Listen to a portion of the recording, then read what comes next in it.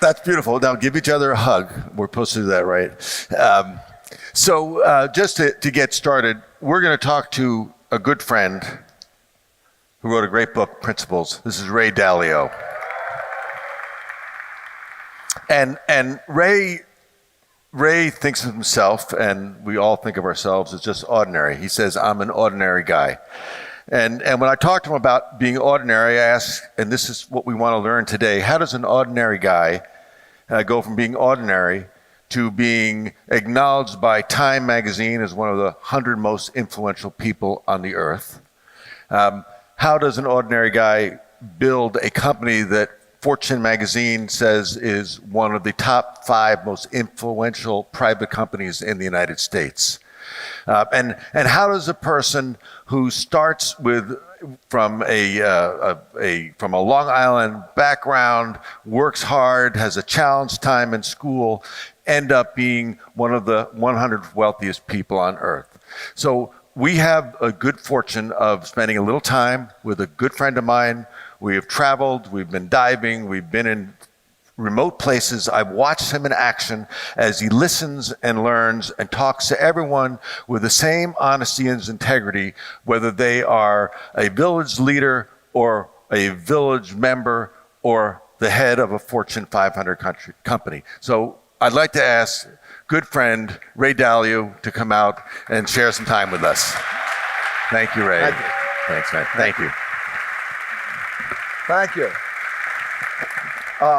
It's a special treat to be able to speak to you because I'm at the end of my second phase of my life, and you're at pretty much the beginning of your second phase of life. I think that basically life exists in 3 phases. You start off, phase 1 is you're dependent on others and you're learning.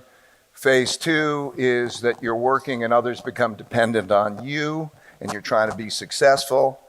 And then you get later in stage 2, and the number one goal that you want more than anything else is to help people be successful without you. Then you can go to stage 3, which is, you're sort of free of obligations and so on. And what I did over a period of time, whenever I would encounter a situation and make decisions, I would write down the criteria for making decisions. So my number one objective is to tell you that you need to have your own principles. I'll explain some things, but I'm going to share some of my principles. I hope they're helpful to you. There are things that have worked for me that I've written down over a period of time.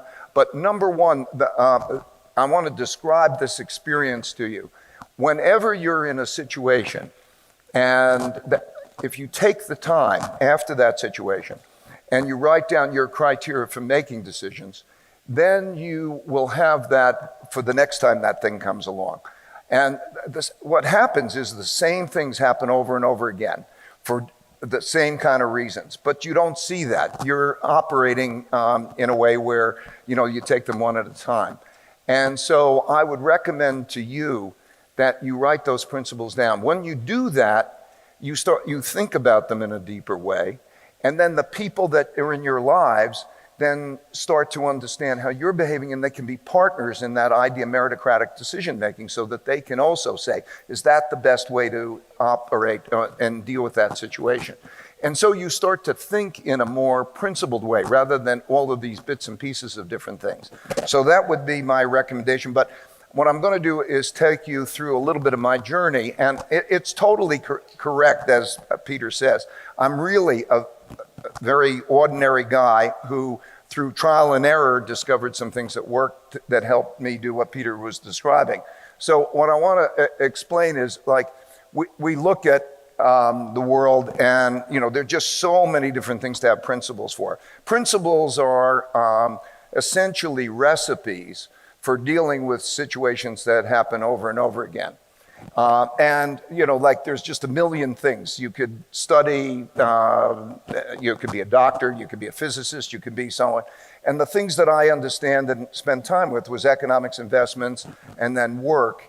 And my approach was largely captured in this slide, which is to say, like, I would go after audacious goals, and then I would succeed and fail.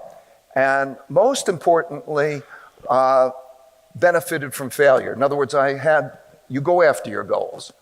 and you then encounter your problems or your failures.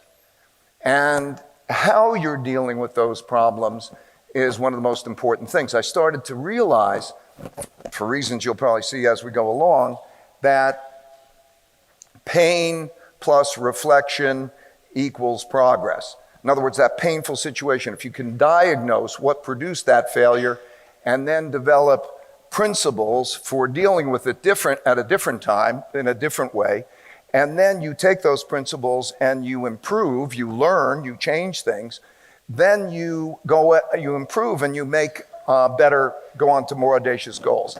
And the way I look at life is pretty much like it's this looping process, this evolutionary looping process.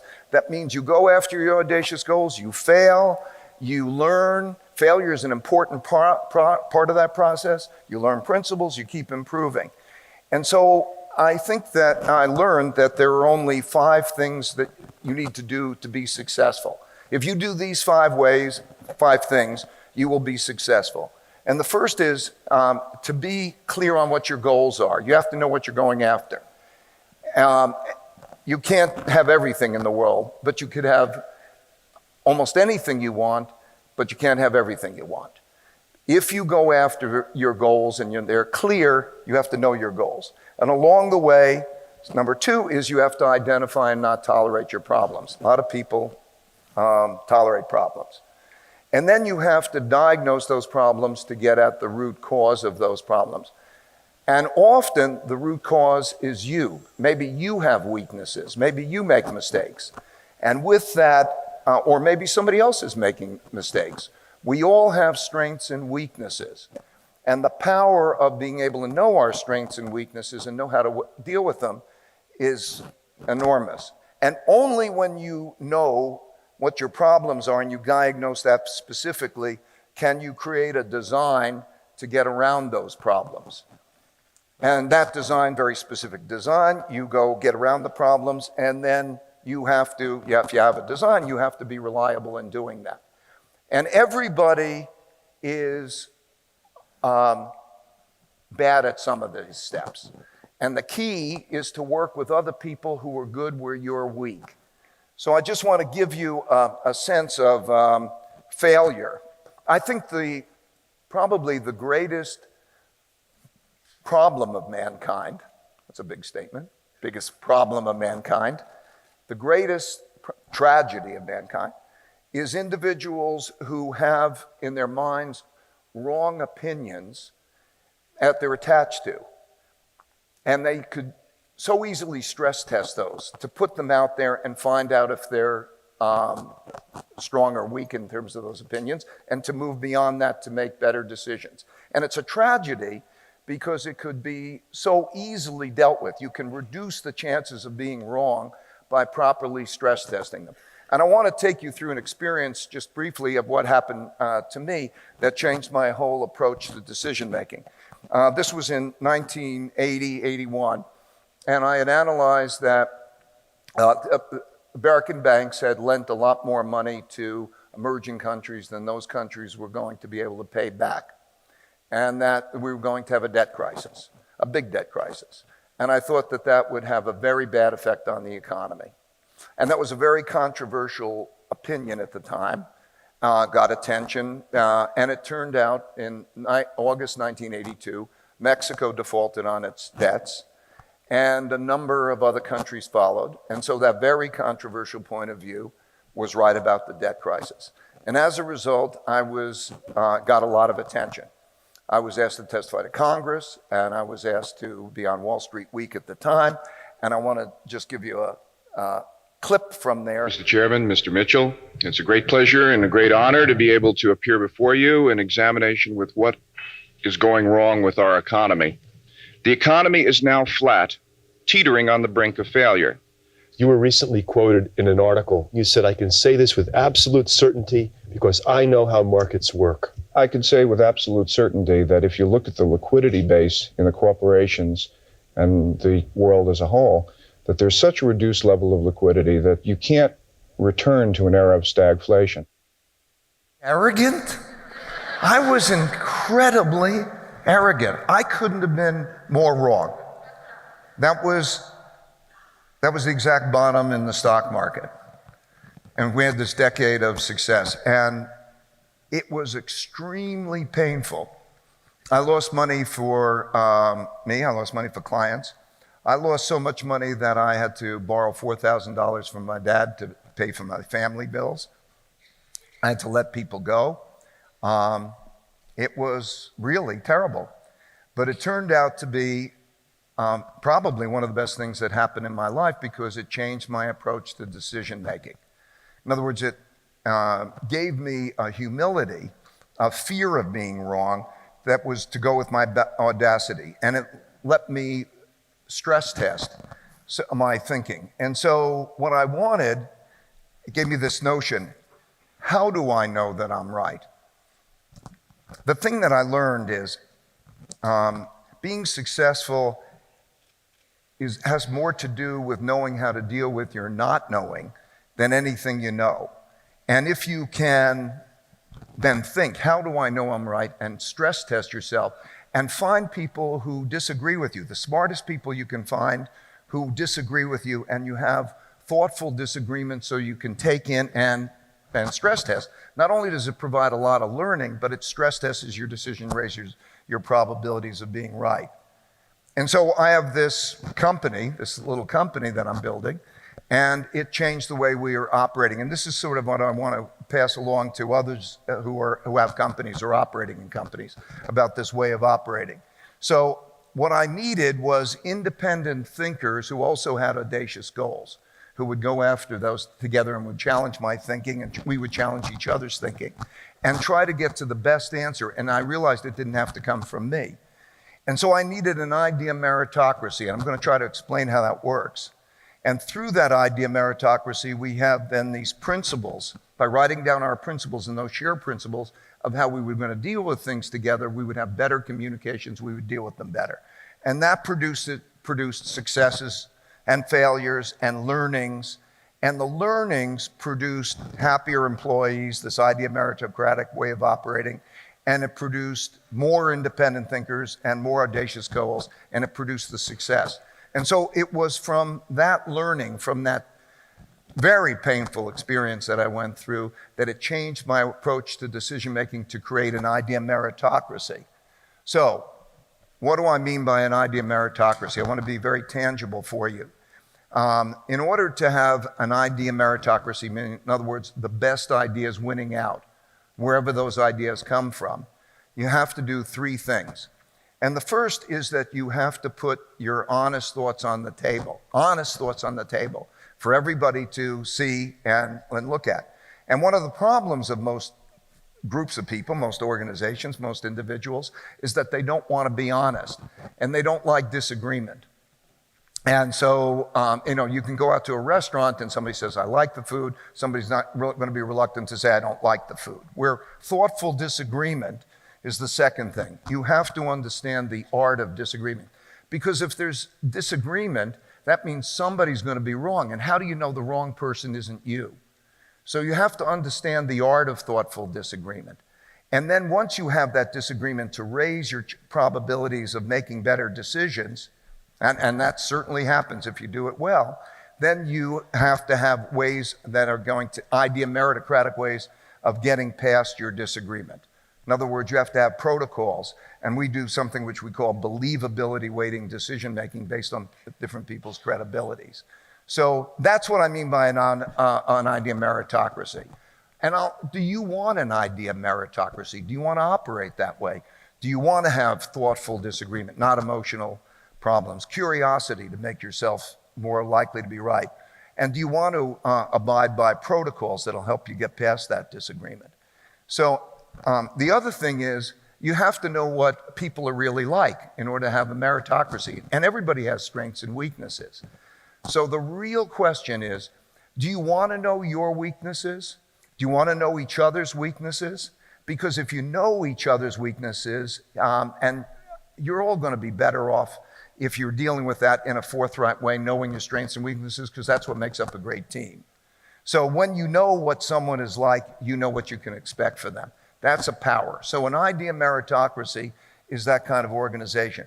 I want to give you just a quick clip of how that works, how we try to bring up information. There are many different tools, but what I found is that in order to be effective, I needed to have tools, apps, and things that were operating by that would facilitate that. So I'm going to take you into a meeting and give you a flavor for one of the tools and one of our methodologies for operating that way. A week after the U.S. election, our research team held a meeting to discuss what a Trump presidency would mean for the U.S. economy. Naturally, people had different opinions on the matter and how we were approaching the discussion. The dot collector collects these views. It has a list of a few dozen attributes, and so whenever someone thinks something about another person's thinking, it's easy for them to convey that assessment. They simply note the attribute and provide a rating from 1 to 10. For example, as the meeting began, a researcher named Jen rated me a 3, in other words, badly, for not showing a good balance of assertiveness and open-mindedness. As the meeting transpired, Jen's assessment of people added up like this. Others in the room had very different opinions. That's normal. Different people are always going to have different opinions. And who knows who's right? Let's just look at what people thought about how I was doing. Some people thought I did well, others poorly. With each of these views, we can explore the thinking behind the numbers. Here's what Jen and Larry said. Note that everyone gets to express their thinking, including their critical thinking, regardless of their position in the company. Jen, who's 24 years old and fresh out of college, can tell me, the CEO of the company, that I'm approaching things terribly. This tool helps people both express their opinions and separate themselves from their opinions to see things from a higher level. When Jen and others shift their attentions from inputting their opinions to looking down on the whole screen, their perspective changes. They see their own opinions as just one of many, and naturally start to ask themselves, how do I know my opinion is right? That shift in perspective of going above it and seeing the full range of views shifts the conversation from arguing over individual opinions to figuring out objective criteria for determining which opinions are best. Behind the dot collector is a computer that is watching what all these people are thinking, correlates it with how they think, and communicates back to each of them based on that. Then it draws the data from the meetings to create a pointillist painting of what people are like and how they think. And it does all that guided by algorithms. Knowing what people are like helps to match them up better with their jobs. For example, a creative thinker who is unreliable might be matched up with someone who is reliable but not creative. Knowing what people are like also allows us to decide what responsibilities to give them and to weigh our decisions based on people's merits. We call it their believability. Here's an example of a vote that we took where the majority of people felt one way, but when we weighed people's views on the basis of their merits, the answer was completely different. This process allows us to make decisions not based on democracy and not based on autocracy, but based on algorithms that take people's believability into consideration. Yeah, so we really operate that. I just want to give you just highlight some things. First of all, anybody can criticize or anybody on the basis of a non-hierarchical approach. So we're bringing out all the complaints. We capture that information. So that way, we're building a meritocracy, an idea of meritocracy that people believe is a fair system, so that there's weighting on that, on the basis of, capabilities. And so we do this believability weighted based on data. And so nobody is going to be able to be hierarchical in that sense. You can make the decisions based on the quality of the thinking, and that can evolve over a period of time. People learn their strengths and weaknesses. And then we have behind that data, lots of data. because every day everybody's getting a 360-degree review from that, but also we're seeing how they themselves make decisions, and we process that data in a way that everybody thinks is fair. So people are on this mission together. My goal has been to have an idea meritocracy in which we want to have meaningful work and meaningful relationships. Meaningful work meaning like you're on a mission together, and meaningful relationships is that deep relationships, but through radical truthfulness and radical transparency. And then we use those algorithms to help us. Okay, so what's the problem of doing this? And I think it's an ongoing problem. Why is that difficult? I think that it's what I call the 2 U's. I've asked neuroscientists and psychologists, and everybody agrees that it's basically that there is a logical, conscious you, and then there's a subconscious, emotional you, and they have a struggle with each other. So if I would ask you, would you like to know your weaknesses? Or would you like to know what I think, even if it's critical? The logical answer to that would be, yes, I would like to know those things because then I can deal with them better. But emotionally, that becomes a challenge. And so as people start to wrestle with each other as they come in to the organization, they come in there wanting to know those kinds of things and have that radical truthfulness. And that radical truthfulness brings about stronger relationships, because everybody knows you can't, that truthfulness, you'll get it. And by this transparency, this radical transparency, so almost everybody could see everything. We tape everything for everybody to look at, almost everything, so that there's no spin, there's that reality. And that has been the basis of being able to have that idea meritocracy, and that's been the challenge. And it's not for everybody. I would say probably a third of the people just can't get through it. A lot of people struggle. And then on the other hand, we call it getting to the other side. When they get to the other side, when they're used to it, they can't work anyplace else, because they can't go back into a typical organization in which all of that stuff is hidden, and there's politics, and there's lack of sincerity, and there's the associated problems with all of that. So I want you to go with these 4 questions. And it's up to you to decide what you want. But 4 questions are, do you want these things, and in what degree? Do you want to have an idea meritocratic decision-making process in which the best ideas win out rather than the individual thinking, you having the power, a hierarchy? And then you know what that means. I defined it before. Do you want to know what you're really like, your strengths and weaknesses, and what others are really like, in order to get at the best results? Do you like this truthfulness? To what extent do you want to have truthfulness? And to what extent do you want to have transparency? If you don't have transparency, you're going to be listening to everybody's spin on situations. Do you want to have those things? And then beyond that, there's a great power for being able to turn those, any of your thinking, into algorithms. Do you want to have algorithmic decision making? A lot of what we're doing is this data, and through the data and algorithms, we actually have the machine, the decision making machine, run in parallel, like playing a chess game through a computer and doing it in partnership with the computer. So I'd like you to think about those things. Then you could think about how to get them. That's what I was trying to convey.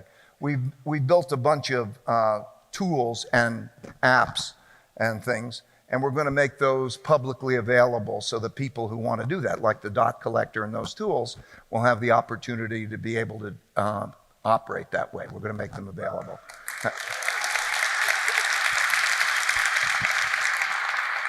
So that's it in and maybe a little bit too long a winded way, but thank you, and we'll take some questions about it. Thank you, Ray. That's it's brilliant, and I love the generosity of where you are in your life. I mean, that you've built a great company. You've learned, written down over 25 years what you've learned. You didn't just try to remember what your principles are. You actually have been gathering them over 2.5 decades.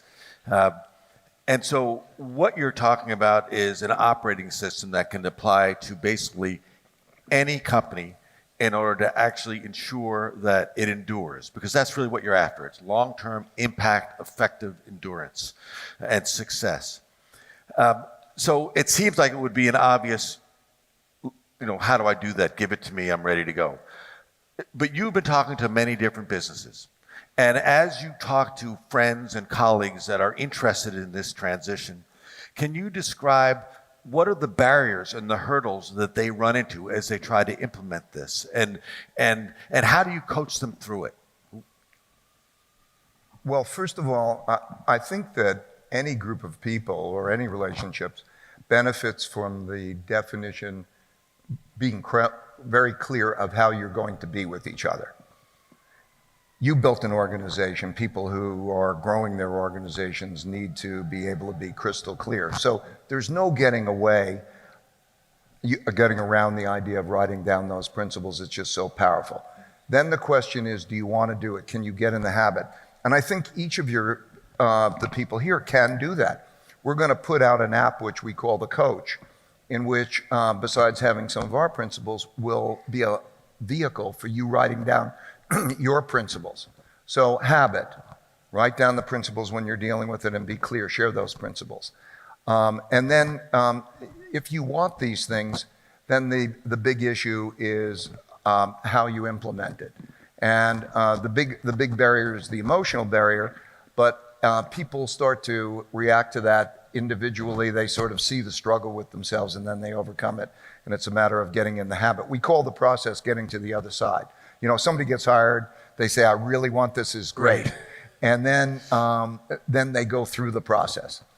And then it's sort of shocking. It takes a little bit of adapting to it. And then they get past it because they start to realize that other people are not. Do you want the other alternative where there's not that clarity? And we call it to getting to the other side. So it's a process that people go through. But I think everybody's going to be saddled with those questions now. So how are you going to be with each other? You could do it any way you want. Just write it down and be clear. Yeah, it's really, for me, as you have discussed this with me over years, and as you have taught me, as we have traveled together and worked together and learned together, I have seen, as I've applied it in other situations, that people don't really like to talk about failure, right? It's more, let's get on to the success and let's not talk about the failure. But your phrase, pain plus reflection equals progress, is kind of at the core of that. And could you just dive into that a little bit more? I think a lot of life is that the second order consequences are the opposite of the first order consequences. In other words, the things that you like, maybe the food you like to eat, the exercise that you don't like to do, all of that. This is one of the great tricks of life, that the second order consequences are very, very beneficial. And life is sort of tricking you, that it says, okay, which ones of those are you going to operate by, okay? And so failure, for example, I don't want to talk about failure. I don't want to talk about weaknesses. I'm saying go to the pain. Go to the pain. And before you know it, the pain becomes pleasure.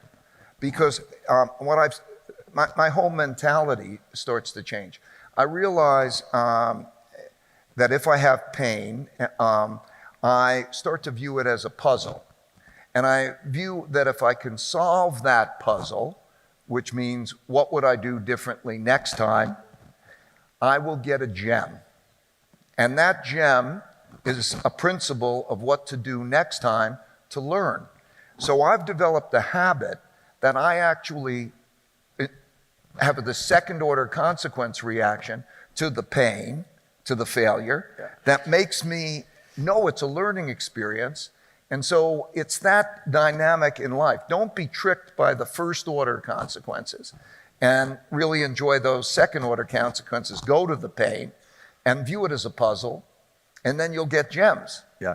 I should just say that the first time that Ray did this with me, I think you were in Connecticut and I was driving down a dirt road in Brazil in which you talk to me about radical transparency and what you would just learn from somebody that was counter to what I've been telling you. And I didn't get pleasure out of that. It took me a while to actually understand that listening with an open mind, not actually thinking about your response while you're being taught, is actually the way you get to the place where you can learn. Both parties, that's a thoughtful disagreement.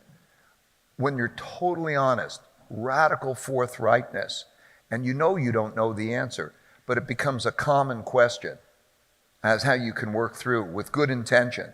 It's the idea of tough love, you know? We're going to hold each other to high standards and try to get at the right answer together, but it's going to be tough. Yeah. So now that you have put into your extraordinary company, which is one of the most influential in the United States, the concept of radical transparency, and this is something you've developed over decades, and I guess the question I have is, when new people come into the company, what's their reaction? Is their reaction, this is dangerous? Is their reaction, this is different, I love this? Or do you weed those people out in the interviewing process how do you do that? Well, we show them, because we record everything, we could show them lots of instances. We make them aware, and it's sort of like an intellectual Navy SEALs. Yeah. Okay, do you want this thing? And everybody's going, okay, I want that thing. So they make a choice. Maybe some people don't. And then they come in, but like the intellectual Navy SEALs, they say, yeah, I really want this thing. Then when they get in the icy water and they don't get to sleep, it's the equivalent of then they go into that experience. And then they're wrestling with each other, and then they come to love it. But the thing about it is the meaningful work and the meaningful relationships. In other words, maybe like the Navy SEALs or when you are tight with somebody and you have that genuine caring, that they know that that's part of it. We have, I think we have 1,500 people. I think that there are like 104 clubs and organizations. I made a policy that anybody who can come up with anything that's fun to do, that can have 20 or more people, up to $500 per person, we'll pay for half. In other words, just go out and build those relationships. If you've got those great relationships and you know that they're being tough on you for those good reasons to try to get at the answer, and you know where your goal is, then they come to love it. Most people, there's a period of time, maybe it's about 18 months, which is associated with behavior modification. People then say, okay, I've got that.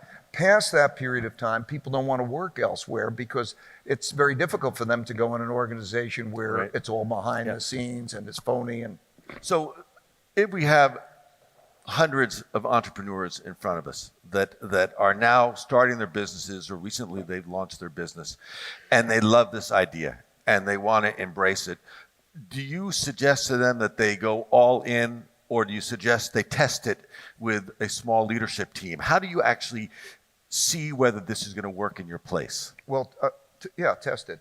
You have to define how you're going to be with each other, and you'll live it out. So the question is, can we be radically truthful and radically transparent with each other? Well, the answer is we have been. But I'm saying they I know that. with their partnership. So they're going to have to deal with that question. Yep. So as they're going through that, they should experiment with it.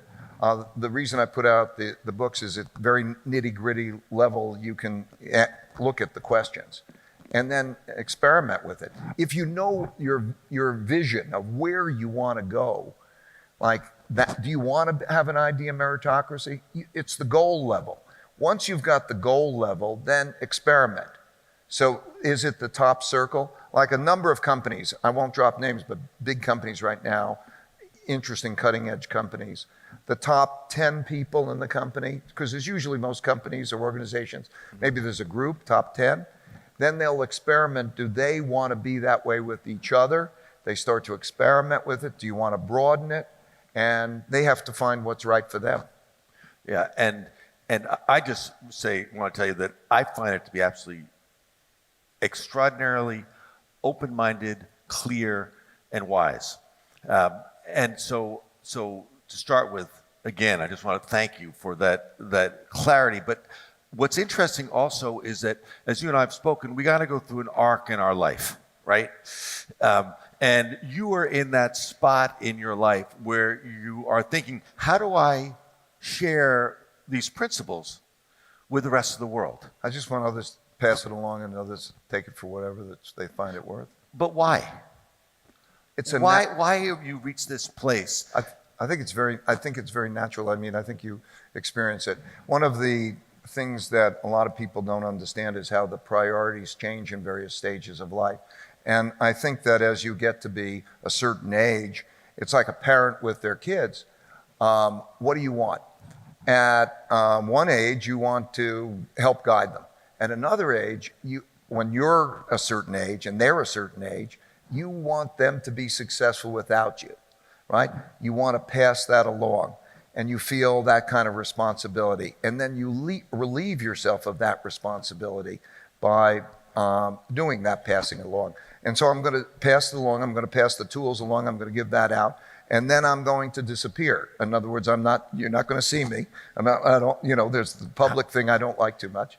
And how much time do you have left before you disappear? Probably a year for the tools and so on, something like that. And it's a stage of life thing. Joseph Campbell wrote a book. There's a wonderful book, Hero of a Thousand Faces, and he goes through the life arc. And it's so good for you all to almost think, where are you in your life arc? And what does that arc look like? And what will you encounter? Because you actually don't pay much attention to it. So it's a life arc thing. So in your place, in your arc, you have, one, you're giving this gift to the world. And it's not just here's some principles, read a book, but you are actually on the road talking to people to try to educate them as to why radical transparency and relationships are totally essential for effectiveness. Which feels for me like almost relieving myself Yes. of it. Yeah. And you also have other passions. Yeah. And what you and I have spoken about a bit is your passions for ocean, for exploration, for communication. And I know that you think everyone needs to pursue their own passion, which I respect entirely. Tell us why this is your passion. Well, I've been deep in the ocean and I've explored, and it's thrilling and it's also important. So the way I look at it is, if you look at the ocean level, it's about the world above the ocean is about half the size as the world below the ocean. The biggest peak is equal to the deepest trough. It's almost symmetrical, but it counts for 72% of the world's surface.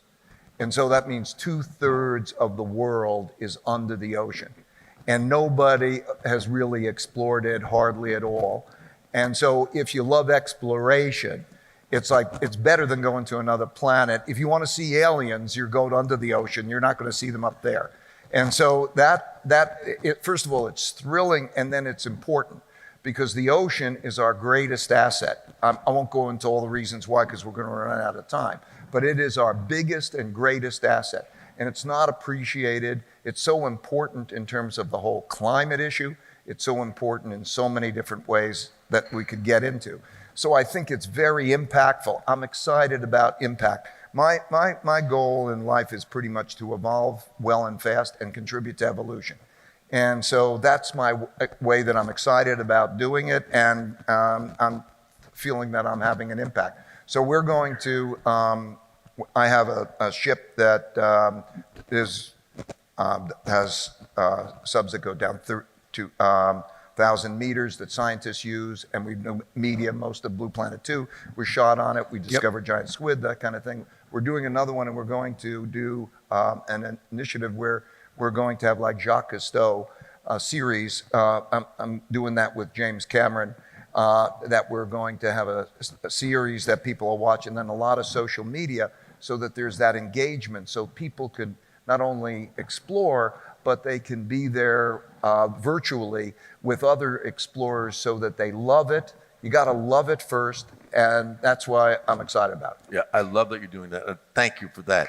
Thank you for that. So we are living in an economy right now that is pretty hot, but we have a increasing polarization between the haves and the have-nots. How would you fix that? Well, let me, I think, describe just briefly the mechanics of it. I think Okay. it's very similar. There are, economics and markets is my day job.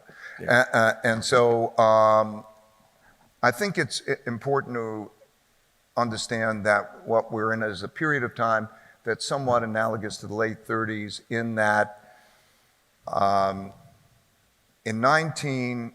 are all these debt cycles. There's a short-term debt cycle, long-term debt cycle. And in 1929 to 32, we had a debt crisis, and then interest rates hit zero. The only other time that's happened is 2008. We had a debt crisis and interest rates hit zero. Because interest rates hit zero, the ways that the central banks dealt with that was to print a lot of money and buy a lot of financial assets to push those asset prices up, to lower interest rates, and to push liquidity into the system. And that caused a lot of assets to rise. With that, that contributed to a wealth gap. There were other reasons, technology and so on, for producing a wealth gap and also a divergence. And so today, the top 0.1% of the population's net worth is equal to the bottom 90% combined. In other words, a big, giant wealth gap. And that was the same, last time that happened was the late 30s. And so we're in a situation when the economy is at a peak. We still have this very big tension. That's where we are today. We're in the part of the economic cycle, which is the later part of the cycle, because as you start to run into capacity constraints, unemployment rates are low and so on, central banks begin to put on the brake and they begin to tighten monetary policy. So we're 9 years into this expansion, and the capacity to deal with that is different. So we're in a situation where if you have a downturn, and we will have a downturn, I worry that polarity will become greater. I think that the unity of us, how we approach our problems together, is a very important thing. If you look at the condition, capitalism basically is not working for the majority of people. That's just a reality. And yet there's opportunity. So we've got to make it work for the majority of people. And you're in a situation where, like today, the Fed did a study that 40% of the population could not raise $400 in the event of an emergency. I mean, it gives you an idea of what the polarity is. And we often don't have contact with that world, but that's a real world. So that's an issue. And then I think we're also in an environment where, for the first time since the 30s, we have a rival power in the form of China emerging to be in a competitive situation with the United States, which is going to be, an issue. So I think it has to be dealt with. If I was doing it, I think that you have to call that a national emergency. And if the President of the United States, if they declared that a national emergency, that wealth gap and that opportunity gap, and then created metrics that literally judged the conditions of people and then took responsibility for changing those metrics, I think there's a lot that can be done in private-public partnerships and so on to be able to change it. But I fear that that probably will not be done by the next time we have a downturn, and I fear for what that conflict is going to be like then. Yeah, I think that we all are afraid of that, and that number of that you gave of families could not raise $400 is shocking. And the education system, my wife helps public education in Connecticut, and Connecticut is the richest state in the union. But just to give you an idea of the wealth disparity and the impact, she deals with public schools, with the worst kids in the public schools, and she supported a study that examined what are called disconnected and disengaged students. A disengaged student is a student who attends school but doesn't study, they just are there. And a disconnected student is a student that they don't even know where they are, they don't come to school. 22% of the high school students are one of those. Those students are going to be on the streets. You go to schools and they share books. In some cases, they literally share pencils. They'll take a pencil and they'll either pass it back and forth or break it in half and sharpen it from both ends.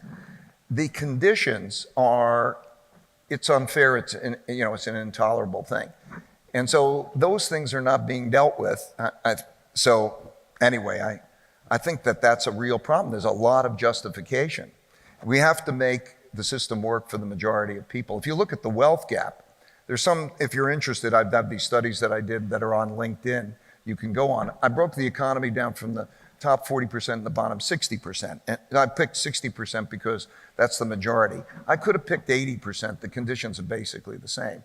And if you look at that 80% economy, it's a bad economy. The death rates are rising from opiates, from suicides. The usefulness is declining. I mean, we have to deal with that. Yeah, we have to understand that there is legitimate fear. Legitimate fear. Ray, I think that we have a whole lineup of people out there that would like to ask some questions. So why don't we just start out with some questions, and we'll start over here on Thank you. my left. Ray, first off, your philosophy is completely genius, and the fact that you have taken over the last few decades all these thoughts and shared them with all of us in the world is truly remarkable. So I just want to acknowledge you for that.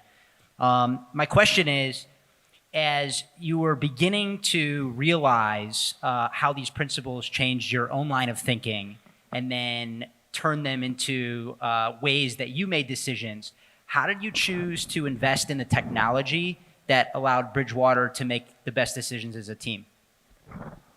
I started by, every time I would make a decision, I would write down the criteria. I did it basically because when I would close out a trade, I wanted to then see how my thinking worked. And then I stumbled across the idea that if I can make that clear enough, I could test how that decision would have worked in the past. I could run it through all countries, all past period of time, and that gave me a reflection on that decision rule. Then I discovered that actually if I could take that criteria and put it into an equation, I could take in data and it would sort of say, bring it to me, and I would make those decisions. And so I stumbled across the fact that writing down the principle, making it an equation, allowed me to be able to test it, and then also allowed decision-making to be happening in that way. And so that one thing then let me do that on all of the ones that I was making decisions and making, and we would do it together. So it was so great because ordinarily we were sort of saying, what would our decision be? That's bad. If instead you think, what should our decision-making criteria be? And you could test it and convert it into algorithms, that's good. So what happened was that the vast majority of our decision-making over a period of time was able to be made this way. So 98% of our decision-making is made by algorithms with us arguing about our criteria, not our conclusions. And so that's how it developed. And then I realized that I could take it to everything. People decision-making. In other words, all that data that's collected that you saw, we could create algorithms. And by looking at those algorithms for people management and how we're going to be with each other, it became the logical extension. So that's how it evolved. Sir? Your firm's investment performance has been one of the best in the world over the long run. Please share with us two or three, sort of the top two or three, insights, methods, qualities that you think have made you one of the world's best investors. Okay, quickly. First of all, I learned that almost all the surprises that happened to me were things that just hadn't happened in my lifetime before, but happened repeatedly in other lifetimes or in other countries. So I needed to have criteria that I call timeless and universal. By specifying the criteria and then seeing how they would have worked in other time frames and other locations, timeless and universal, that has helped us a lot because then if there's a difference in another time frame or another country, I'm forced to explain that difference and be able to do that. So that's one of them. The idea of separating what I call alpha and beta. If you had no view, what is a balanced portfolio like to be able to have diversification of assets to achieve balance. The power of diversification to reduce risk without reducing return allows you to increase your return to risk ratio enormously. In the book, I show this, what I call the holy grail of investing. So whether that's done for a strategic asset allocation mix or whether that's done for taking bets, that has been a key thing. I'll call it the holy grail of investing. So you might want to look in the book because there are people standing behind you and I got to answer other questions. But I would say the knowing what we don't know and how to deal with it well has been key. So Ray, I just want to switch for 1 second because you're talking about radical transparency as it is in your work in Bridgewater, in the business you've created, and the rationale that brought you there. I mean, the mistakes you made, how you learned from them, how you wrote down principles, and how you actually really scanned this over decades. Have you applied the same in your family? Of course. I mean, meaning, look, in any relationships, you are going to have to define how you're going to be with each other. I mean, people just sometimes don't talk about it, but there's a big benefit. Like for me, I can say, these are my principles, you can read it, you can hold me accountable to this, this is what I will do and you will know it, and this is what I value. And when you have that in a family, do I want to be radically truthful? I could tell you stories of difficult situations in which, one story, my wife was possible dying of cancer situation in terms of that. And I wanted to take my kids through it when they were young, to take them through that so that they know that they could always trust in what I'm saying without spin. So that radical truthfulness and that radical transparency. Now, it's radical. It doesn't have to mean absolutely everything. I just want to be clear. There are certain things where if somebody is going to be hurt by it, you make the judgments. But because you have to decide how you're going to be with each other. The good news is Barbara was fine. The good news is Barbara was fine. Okay, good. Thank you. Question? Good afternoon. I have a question. However, I noticed that there's no women online who might get a chance to ask a question, so I want to see if there's any women who wanted to take my slot. Great. So, Thank you for that. Hey, Thank that's you. great. Thank you. Yeah. Thank you Well so done. much. I really Yeah. appreciate that.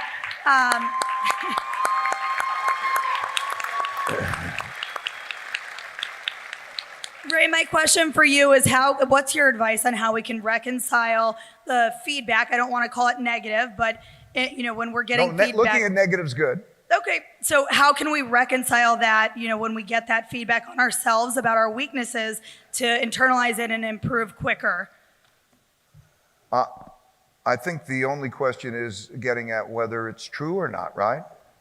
And in other words, if we're working together and you don't believe that it's true, and you're in that situation, it may not be true. And then how do you find out in an evidence-based way?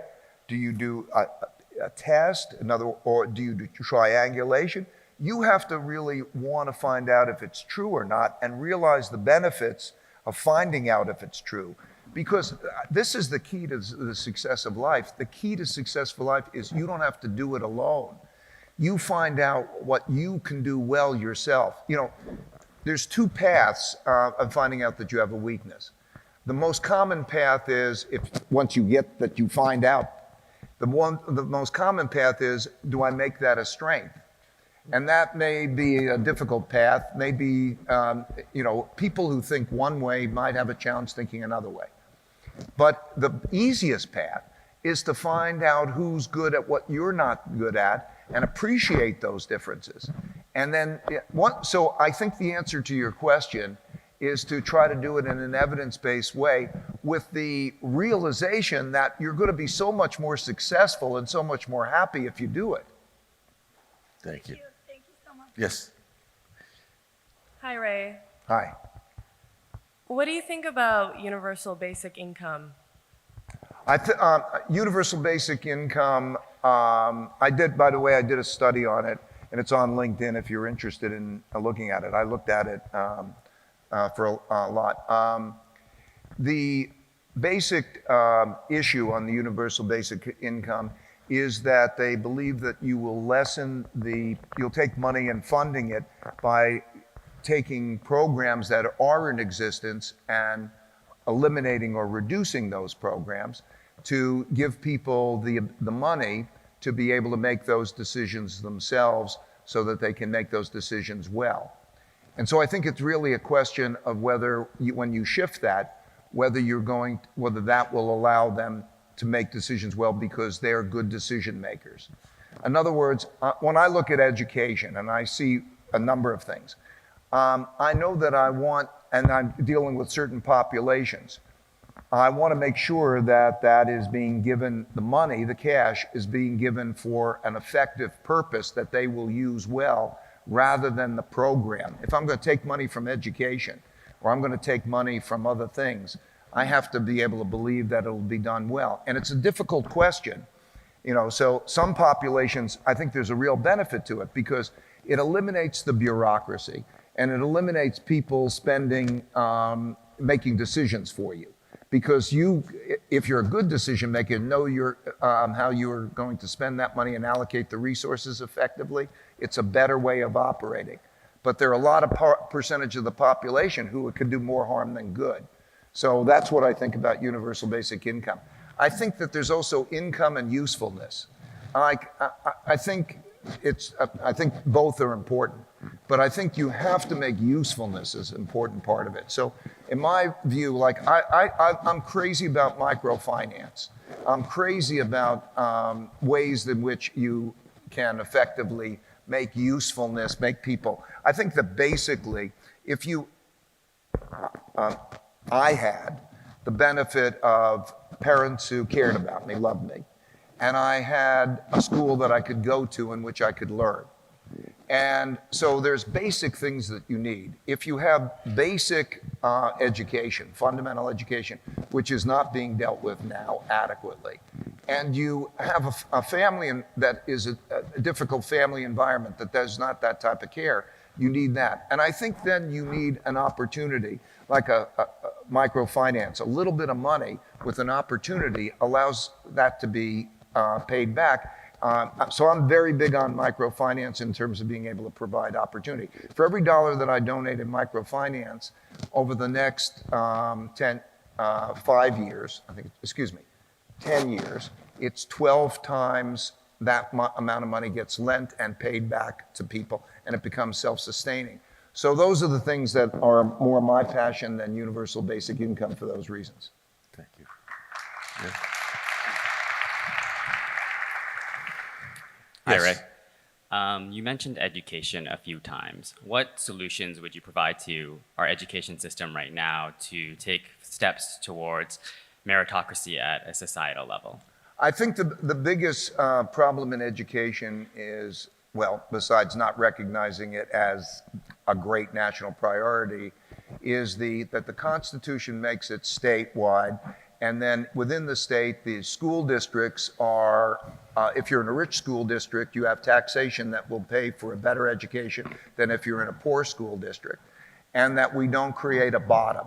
There's no bottom to that society. And so I think there's a structural problem on that. So I think it should be treated as a national emergency. You have to say that that's intolerable, that exists, and then you have to find the ways of getting around that. I do think that private-public partnerships in various ways are big issues in terms of dealing with it. But I'm not an expert on education. I spent a fair amount of time with it. I think that there are a lot of people who are doing wonderful cutting-edge things to do that. I'd put together a group of people, a commission, who also lives in those areas that are dealing with, it's a poverty question as much as it is a education question. In other words, when you go home at night, what is your situation? There are a lot of kids who don't have adequate food, and they go into situations in which there are shootings, and that sounds ridiculous, but It happens in so many different areas. I can tell you many towns that I know of in which they go back into a traumatic environment. Yet there are very cost-effective ways of dealing with that. I can rattle them off. For example, after-school programs. You have an infrastructure there with the school system, and the school is there. And it creates a problem when you send the kid home at 3 o'clock in the day, because it's a problem for the kid and it's a problem for the parent. Because what's a single parent, a single mother going to do? Now she's got to take care of the kid at 3 o'clock in the afternoon, and you could cost effectively extend that to a full day program. And you can also then bring back the enrichment programs, because the enrichment programs, things like art and the fun learning types of things that they can do, are being carved out of the school system, and they could be brought back. That could be done cost effectively. The difference of a high school student completing high school and not completing high school is approximately $1 million in their lifetime. Because of the issue, if you don't complete high school, you're going to be on the street. The cost of crime, the cost of incarceration, incarceration is between $80,000 and $120,000 a year, and the social cost as well as the injustice cost. That's per person. Per person for incarcerating somebody. Yeah. And those people who don't complete high school don't have a future, and so it's not fair for them. In order to have equal opportunity, I mean, that's the thing that we want to strive for, equal opportunity. That's what the country is the greatest at, and that's what we should be striving for. You have to have something like equal education. And so all I'm saying is I think that those could be cost effectively dealt with, but our societies needs to be able to put that money in one way or another. So public-private partnerships that could do that. Combination of philanthropy and government, and look at the return on the investment that you're going to get. It's a fabulous return on investment, and there's a lot of that stuff. Do you think, Ray, that enough people that have means understand the precariousness of the state of our place and the need for making these kind of important analyses and investments? Nowhere near. Okay. So how do you get understandable. there? Because you focus on scale. I mean, you always think about scale. How do you scale up the wisdom you've just shared so that actually we have an opportunity to educate the people that have the chance and the means to make the changes that are essential? Theoretically, you want leadership at the top, right? You want to say, that's intolerable. And there's a population that speaks to it. But for two reasons we don't see it. We're not living in those neighborhoods. We don't go into those schools just personally. I mean, this is a wonderfully intellectually enriched crowd, and by and large, we don't have that. So I would say if you can have direct contact, I mean, I would say, by the way, it's an incredibly enriching experience to see the world through those people's eyes and to empathize with them and so on. It's fantastic. And then you look at averages. In other words, the average unemployment rate or the average income. The averages are misleading. So how would you know, right? But I would say it's an adventure go into that school, see it through their eyes, and then feel it. But some way or another, you got to deal with it and you've got to raise it. I think more likely that we won't adequately do that, and then we're going to encounter the consequences. Eventually, it'll beat us over our head, but it may be too antagonistic. Yeah. So we have now gone over time, and before we wrap it up, I just want to make one comment, and that is that you are an ordinary icon. I mean, you have actually, in the way that you have lived your life, the way you've looked at your family, the way you've looked at your passions, the way you've searched for innovative breakthrough ideas and approaches to business is unusual, really unusual. And it actually is very, very hopeful. So I have seen what you have touched. I've seen the way that you have challenged people around you. I've seen the way they have risen and they have actually responded, and what you have created in many different ways. Before you kind of go into this arc of disappearing, I would love you to think about how do you take what you have learned about transformation and about integrity and about honesty? And how do you scale that up into the community of people in our country and around the world that need to understand that they need to go to those places in order to understand the opportunities? If you do that, then we will allow you to retire.